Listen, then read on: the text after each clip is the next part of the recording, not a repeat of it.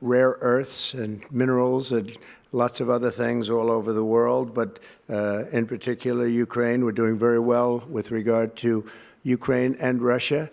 And one of the things we are doing is signing a deal very shortly with respect to rare earths with Ukraine, which they have tremendous value in rare earth, and we appreciate that.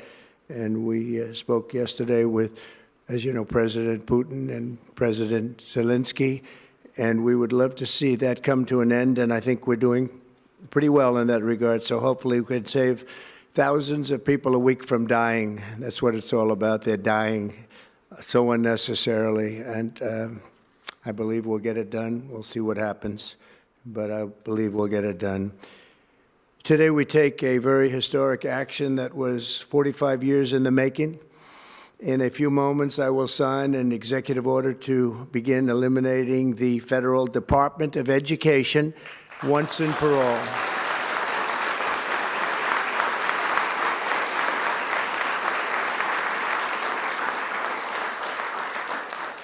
And it sounds strange, doesn't it? Department of Education, we're going to eliminate it. And everybody knows it's right.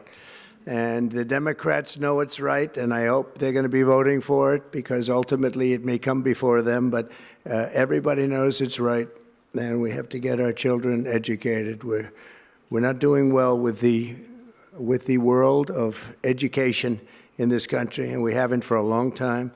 And we're pleased to be joined today by the woman who I chose because she's an extraordinary person, and hopefully she will be our last Secretary of Education, Linda McMahon. Linda, thank you. Thank you very much.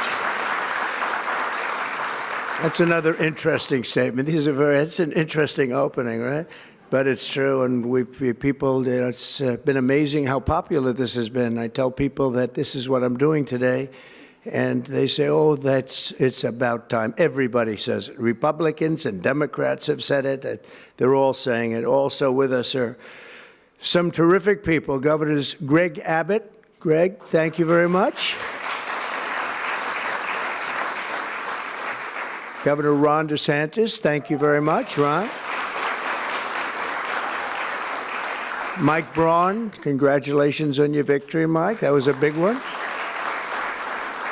Mike DeWine, thank you very much, Mike. Jeff Landry. Jeff, thank you very much, Jeff. Bill Lee, thank you. Governors, all governors. Brad Little. Brad, thank you very much. Where are you, Brad? Hi, Brad.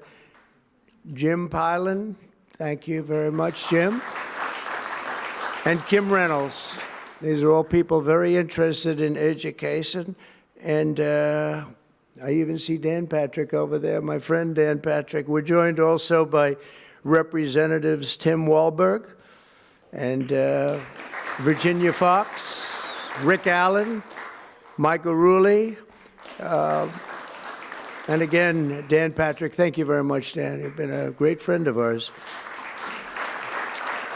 And State Attorneys General Ken Paxton. Ken, I see you there. Andrew Bailey. Andrew, what a job you've done, Andrew. You have some good cases going. You've done a great job. Thank you very much. And co-founder of Moms for Liberty, Tiffany Justice. She's been a hard worker. Thank you. Thank you, Tiffany. When President Carter created the Federal Education Department in 1979, it was opposed by members of his own cabinet, as well as the American Federation of Teachers, the New York Times editorial board, and the famed Democrat Senator Daniel Patrick Moynihan. History has proven them right, absolutely right. After 45 years, the United States spends more money on education by far than any other country, and spends likewise by far more money per pupil than any country, and it's not even close. But yet, we rank near the bottom of the list in terms of success. It's an amazing stat. Those are two stats you don't want. The most money spent per pupil, and you're at the bottom of the list. And that's where we are, like it or not, and we've been there for a long time. 70% of 8th graders are not proficient in either reading or in math, 70%. 40% of fourth graders lack even basic reading skills, can't read. Students in our public elementary and middle schools score worse in reading today than when the department opened by a lot. In Baltimore, 40% of the high schools have 0 students who can do basic mathematics. Not even the very simplest of mathematics. I said, give me your definition of basic, and they're talking about like adding a few numbers together. Despite these breathtaking failures, the department's discretionary budget has exploded by 600% in a very short period of time, and it employs bureaucrats in buildings all over Washington, D.C. And as a former real estate person, I will tell you, I ride through the streets of Washington and it says Department of Education, Department of Education. I said, how do you fill those buildings? It's crazy what's happened over the years. I'm pleased to report that after offering these federal employees 2 generous buyout options, and they were very generous, and they're good people, but they were very generous. My administration has initiated a reduction in force, and we're already cutting numbers that were really surprising to a lot that we were able to do it so successfully. And we've cut the number of bureaucrats in half. 50% have taken office, which is great.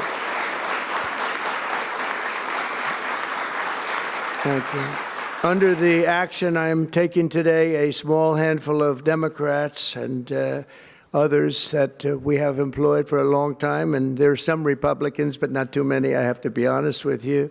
But the department's useful functions, and such as, and they're in charge of them, Pell Grants, Title I funding, resources for children with disabilities and special needs will be preserved, fully preserved. They're all going to be so. If you look at the Pell Grants, it's supposed to be a very good program, Title I funding and resources for children with special disabilities and special needs. They're going to be preserved in full and redistributed to various other agencies and departments that will take very good care of them. And that's very important to Linda, I know, and it's very important to all of us.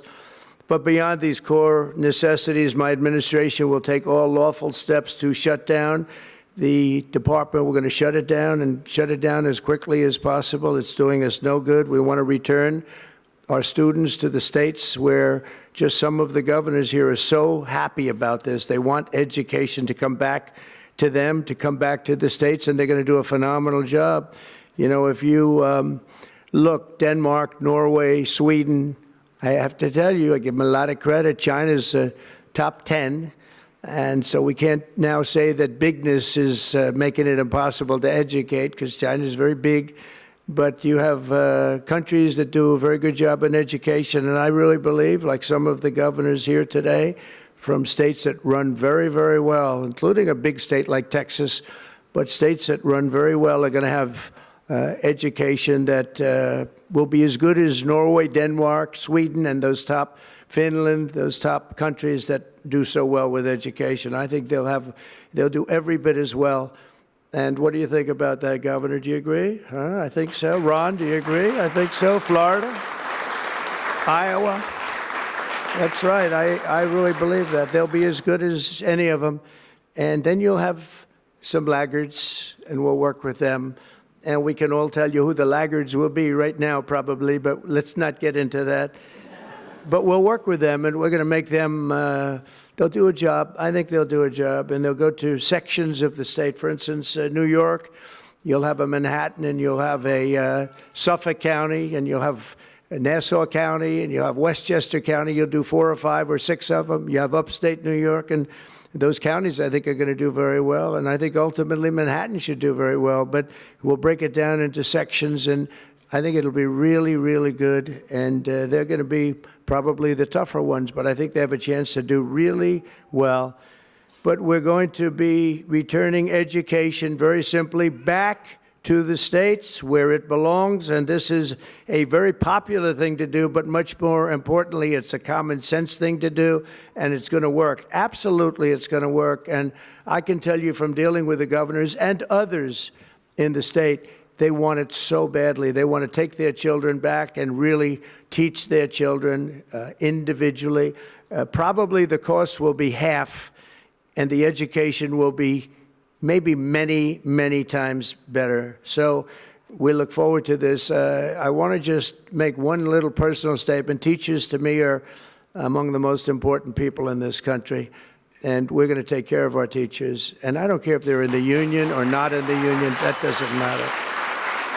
But we're going to take care of our teachers, and I believe the states will take actually better care of them than they are taken care of right now. They'll work all sorts of systems and even merit systems. Those great teachers are going to be maybe a little bit better rewarded, or maybe that's the way it should be, but the states are going to make that decision. But we're going to love and cherish our teachers along with our children, and they're going to work with the parents, and they're going to work with everybody else, and it's going to be an amazing thing to watch, and it's really going to be something special. And Linda, you're presiding over something that's so important, and you're going to do a fantastic job, just like you have your whole life. I know your whole life I've been watching you. I've been watching you for a long time. She's had nothing but success. So it's tremendous to have you, and hopefully you won't be there too long, but we're going to find something else for you, Linda, okay?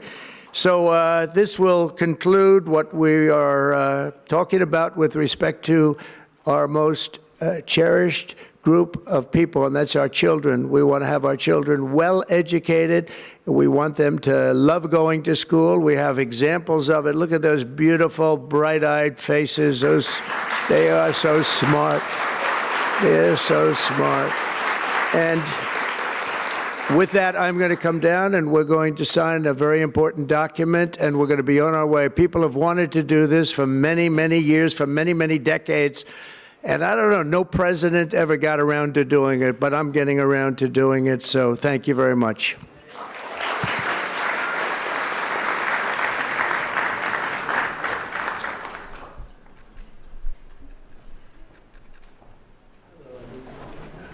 Good-looking people here.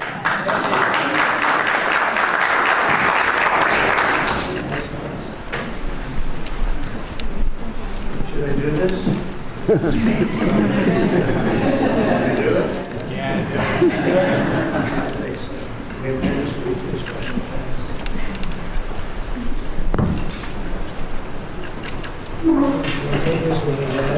was very lucky. I signed another document that turned out to be very good for the country, and I said, let's use that same pen. I don't know, is anybody superstitious? Ron, are you superstitious?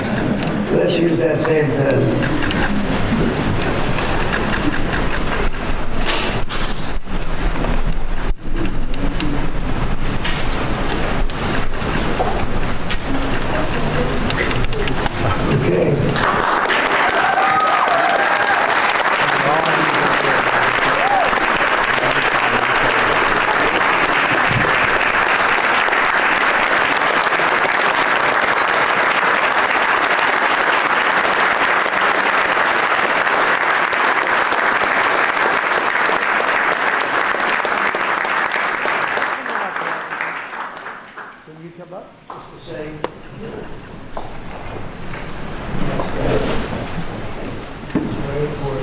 Big factory here. Good luck.